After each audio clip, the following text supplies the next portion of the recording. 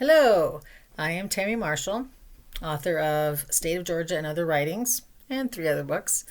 I wanted to read to you today one of the short stories that is in this collection. This has a novel, a novella, and two short stories and four poems in it. And it's dedicated to the memory of a good friend of mine, my best friend Amy, who passed away coming up on 4 years ago. That's crazy. Anyway, this story is called Backyards. And there is an Amy in this, but it's not her. It's just a name that I had selected. I wrote this story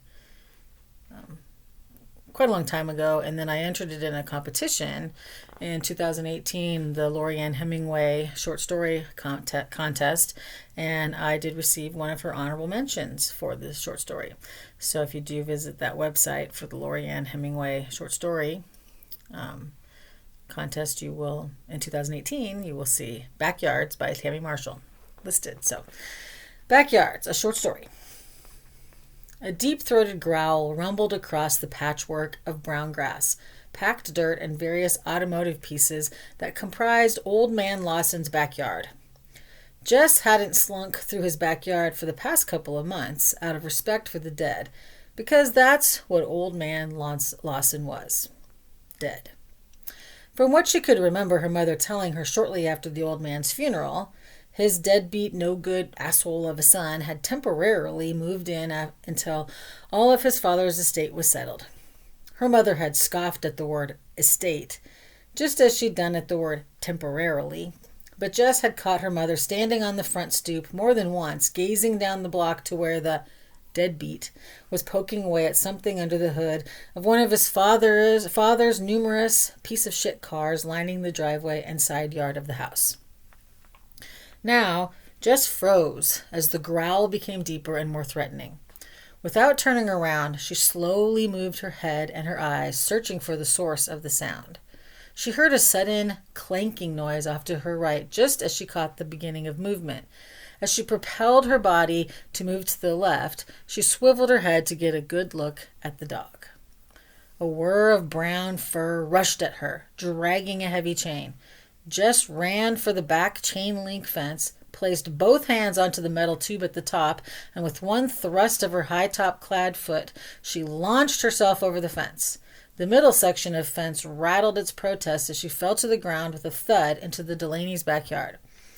A slow clap and derisive chuckle met her as she rose from the ground, brushing the grass off her knee and rubbing her right elbow where she'd landed hard. "Watch out for Bruno there. He's a real killer." She shot Steve Delaney a hard glare before turning to get a good look at Bruno. The small bulldog was pacing as close to the fence as his chain would allow him to be, and he was barking at Jess. Steve walked over to the fence and gave it a solid kick to make it rattle loudly. "Ah, shut up, you dumb dog," he shouted as he made a threatening gesture over the fence at the animal. Bruno immediately stopped barking, snuffled a couple of times, and then waddled back to the shade provided by the rickety deck. After circling a few times, he plopped himself down in the dirt and promptly fell asleep. Jess made a disgusted noise. Then she glanced once at Steve before walking to the far back corner of the Delaney's yard. She began to climb the fence as quietly as possible to not disturb Bruno. As she pulled herself to a standing position with the aid of some low-hanging branches on the Delaney's apple tree, she heard Steve ask, "Why don't you use the sidewalk like a normal person?" Looking back over her shoulder at him, she replied, "What the hell is normal?" Then she jumped down into the newly spread mulch beside Mrs. Conroy's lilac bushes. She wrenched a lilac cluster from the largest bush, waved it jauntily at Steve's departing form, and then tiptoed around all 25 of Mrs. Conroy's garden gnomes before squeezing through the perpetually agape side gate. Thus, Jess Palmetto made her way down 4 blocks to her best friend's house. When she arrived at the back door of the Garfield residence and knocked lightly on the patio door, she heard Amy's mother yell from the laundry room for her to come in. Knocking was simply a show of courtesy on Jess's part, a sign saying, "I'm here, so please allow me access to your wonderfully crazy home." A knock meant, I'm not quite family, and I know it.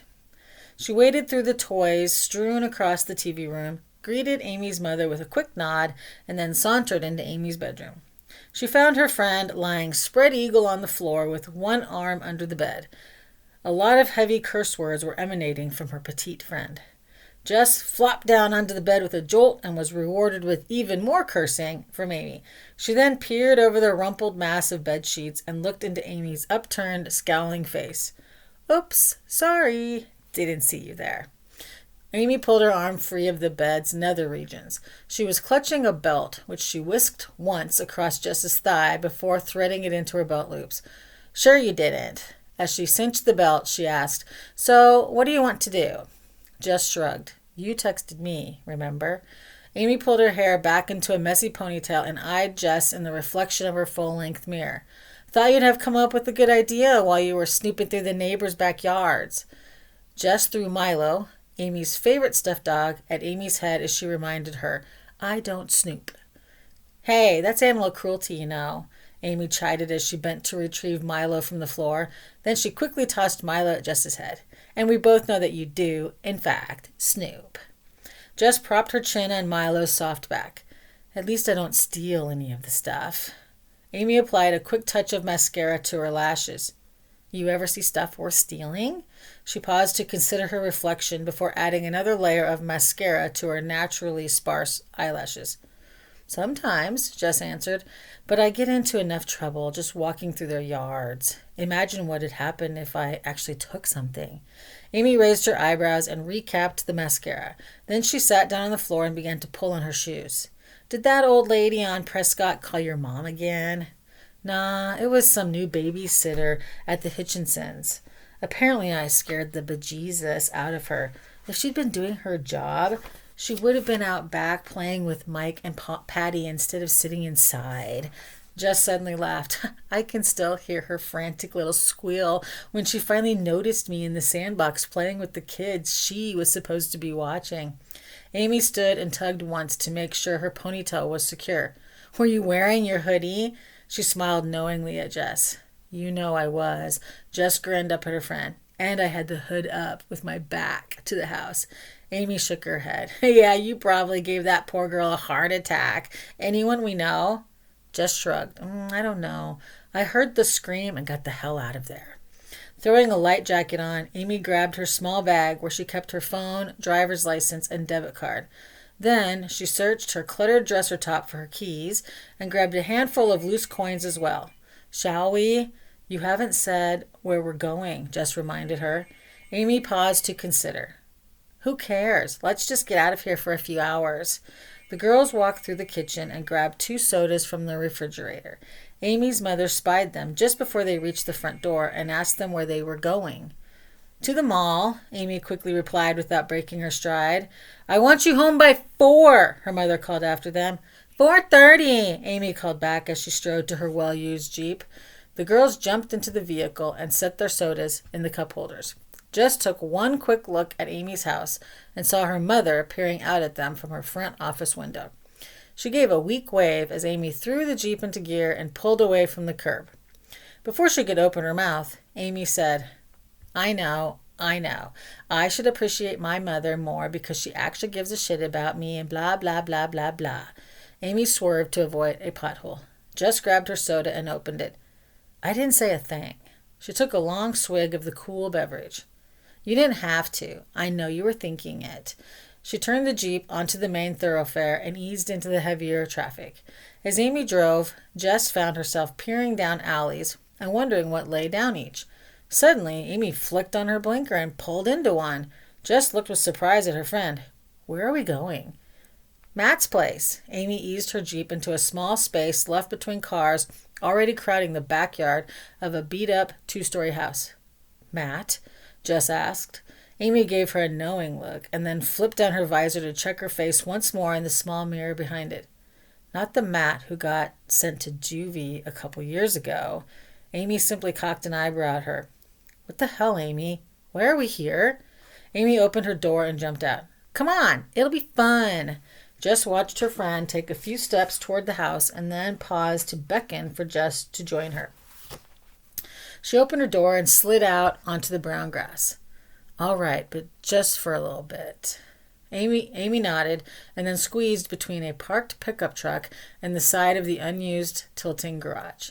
As they approached the back door, they could hear music coming from the open windows. It suddenly spilled out louder as the warped door opened and a guy stepped out. "You came!" he yelled, his arms wide as if he hoped for a hug from them. "We were just about to bring the party out here." He turned to yell inside, "Hey, bring that cooler out here, will ya?" As Matt stepped down from the cement back steps, Jess eyed him warily and wondered how her friend had become messed up with the kid who'd been expelled and sent away after repeatedly punching Mr. Shalowski, the science teacher, just because Mr. Shalowski had given him a failing grade on the midterm.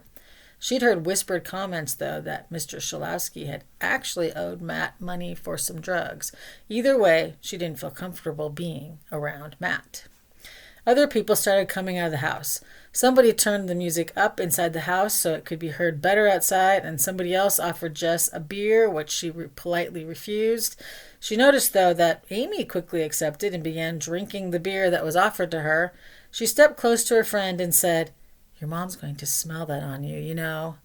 Amy peered mischievously over her can at Jess. "Don't be a party pooper," Amy chided her as she wiped a trace of beer off her upper lip. A voice behind Jess added, "Yeah, don't be a party pooper." Jess turned to see Steve Delaney sneering down at her. "Ah, hell no," Jess said. She looked at Amy. "I'm not staying." Amy grabbed her arm. Come on, we just got here, just for a little bit." Jess tugged her arm free and shot a steely look over her shoulder at Steve. "No, Amy, let's go." Amy's sweet look pout turned into a scowl. "I want to stay." Her eyes strayed from Jess's face to where Matt stood leaning against the bent clothesline pole. His gaze was fixed on Amy, and he winked at her. Jess said, "Stay if you want. I'll walk." She began to move away. Amy rushed after her. "Please don't go. There are plenty of other people here you can talk to. You don't have to talk to Steve." Jess looked once more to where Steve was. He was staring at her, openly mocking her with his eyes. He cocked his beer can at her and took a swig before sauntering over to confer with Matt. "No, Amy, I'm not staying. Are you coming with me, or do I have to walk home?" Amy looked from Jess's face to Matt and then back to Jess. Then she took a step backwards, set her mouth firmly, and said, "I guess you'll have to walk." She set her chin and added, "You like walking anyway." Jess shrugged. "Fine by me, but the next time you just want to hang out, text somebody else." She stomped off before Amy could reply. As Jess moved beyond the jumble of parked cars in Matt's backyard and into the alleyway, she began to worry that she'd made a mistake. The backyards that butted up to the alley were all unkempt and full of broken toys, beat-up garbage bins, and rusted patio furniture. She hurried past an open garage where two old men sat smoking and stumbled out onto the side street. She looked back once to see if, perhaps, Amy had come to her senses and was even now starting her Jeep. A faint rumble of music and voices coming from Matt's house reached her ears, but no car engines joined the noise. Squaring her shoulders, Jess peered ahead and saw that she could maneuver quite a few blocks simply by sticking with the alleyway. Unfamiliar with this neighborhood, yet uncomfortable with the scrutiny that comes with walking down sidewalks in front of houses, she decided to give the next alley a shot. She crossed the street and entered the shade of a bunch of mature trees that hung over the alley. She stepped around a few potholes, surprised to find water in 3 of them. There hadn't been any rain for a few weeks. The sound of water gushing from a spigot caught her attention, as did the little boy filling a small bucket from it. Walking backward away from him and his puddles, she watched with merriment as he proceeded to fill up an empty pothole before heading back to his house for more water. Jess slid her sneakers over the gravel in the alley and found a larger rock to kick. She passed a set of lavender-colored sheets on a line, a yard with 2 bright yellow bird baths, another which was completely engulfed by the weeping willow tree whose branches kissed the lawn, and a man mumbling obscenities as he attempted to wrangle an unwieldy grill from its storage spot in the garage. Kicking her rock across another side street, she passed into the alley of the next block. Here the yards were noticeably more well tended. A multicolored large umbrella stood open over a glass patio table. Bushes were planted neatly against the property lines. A few houses had small lights along the paved walkways from their garages to their back steps. Hoses were neatly coiled or wrapped around holders mounted to the siding, and the garages had doors which actually closed. Jess stopped kicking her rock, picked it up, and pocketed it. Then she began to walk more slowly, peering into each backyard to catch a glimpse of how their owners lived. This was why she walked through backyards, more and further from her house. The front of a house was simply the facade. It showed the world. The backyard, though, told the real story. The hammock, hanging between two trees and over a small patch of dandelions, showed that the person who lived there was laid back, while the neatly trimmed and weed-free grass of the next house made Jess wonder if the two neighbors didn't occasionally bicker. How the people treated their dogs told Jess even more than how they treated their yards. One home had a sturdy fence with a noticeable doggy door cut into the back door, while at another yard she stood long considering setting free a dog who was chained and seemingly without a water bowl. Just as she was about to open the gate to enter the yard, the dog, a German shepherd, leapt to its feet and lunged at her, barking furiously. A man stepped into view from the side of the house and yelled at the big dog as Jess quickly slipped into the shadows beside his garage. Jess continued down 2 more blocks through the alley before she turned east to start working her way home. She hurried across the street and down 1 block before the neighborhood became like her own. One of houses with garages facing the streets that had no need for alleys. She wandered down the side of the first house and then jumped the fence into its backyard. Most yards were enclosed with chain link fencing, but some had upgraded to higher and sturdier wooden fences. Those were more difficult to climb, and sometimes Jess cut herself or got a splinter in her butt, but she usually managed to get over almost any fence. Her Uncle Frank, who was well-traveled, had told her that in other parts of the world the people put broken glass or even barbed wire at the tops of their fences. As she jumped down from one particularly high fence, she was glad that that custom hadn't found its way into her part of the world, at least yet. Even though she tired from climbing fences, she most enjoyed the backyards that were fenced. She liked the divisions and that each was a little self-contained microcosm. On 1 block, she passed through an expanse of 3 unfenced yards, and she felt momentarily exposed and vulnerable. Before entering the backyards of her own block, she took a quick peek into Mrs. Johnson's backyard through the space between 2 slats of the tall fence. She had never entered Mrs. Johnson's backyard. It was a garden oasis whose sanctity she had no plans to defile with her presence. Mrs. Johnson was well over 80, but every day she went out and tended to her rose bushes and her numerous bird feeders. Even now, Jess saw that Mrs. Johnson was bent double, trimming a tiny bit off a profuse rose bush. Smiling, she turned to the backyard that abutted her own, leapt the fence, and skirted the yard via the shadows, keeping herself as invisible as possible from the family she could see milling around inside. She hadn't really met them yet, even though they'd moved in 5 months ago, but she knew a lot about them, and she envied the 3 kids, their intact family. Pausing briefly, she saw the father grab plates and set them on the table. She pulled her phone slightly out of her pocket and glanced down at the screen to check the time. Shit. It was already 6 o'clock. That was one drawback of taking the backyard way home. It always took her far longer than if she were to use the sidewalks like normal people did. Then she shrugged. It wasn't as if her mother would be missing her or that there was a supper waiting on the table for her.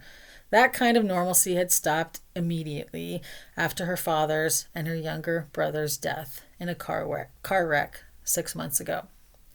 Jess slowly eased herself over the fence and into her own run-down backyard. The love and care had gone out of the yard just as it had gone out of her life. The daylight was only beginning to fade from the sky, but Jess knew from her mother's slumped shape at the kitchen table that the nightly drinking was already in full swing. She lowered herself onto her partly broken swing and watched her completely broken mother.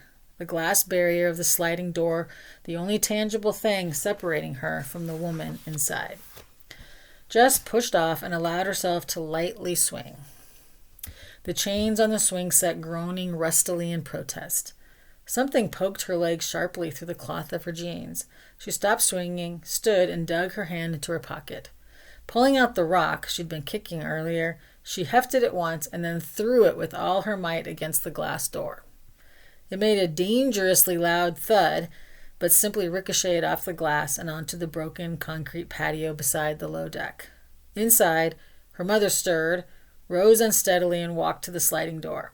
She cupped her hands and placed her face between them, peering out into the yard. Jess stood, staring back at her mother, daring her to come outside and join her. Her mother slowly lowered her hands and reached for the door handle, but then she paused and let her arms drop to her sides. Jess saw a small cloud form on the glass in front of her mother's mouth, and then her mother turned away, retrieved her glass from the table, and disappeared from view. Around Jess, insects began their evening serenade. Jess sighed. "Next time, I'll bring a bigger rock," she told the backyard chorus. A momentary hush fell over the tiny singers, but as Jess turned her gaze from the kitchen to the stars she could now see in the darkening sky, a litany of songs swelled around her. "Good night, Dad." A star seemed to wink at her. "And good night to you too, little bro." Jess remained that way for some time, staring up into the evening sky, momentarily at peace. The dark backyard, a protective cocoon around her. Thank you.